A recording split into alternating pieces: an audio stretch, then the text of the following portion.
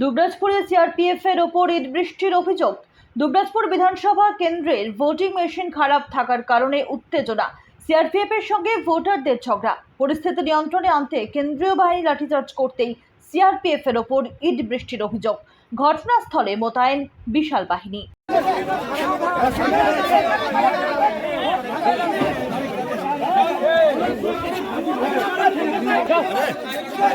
क्या मीडिया से? अच्छा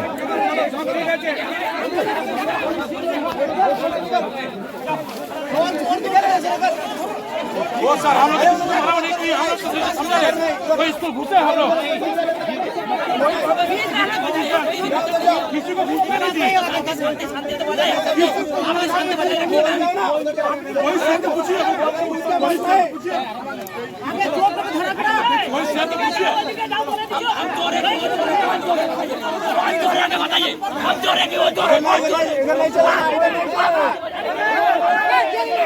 हम लोग तो अरे डंडा के दिखा रहे चल जाएगा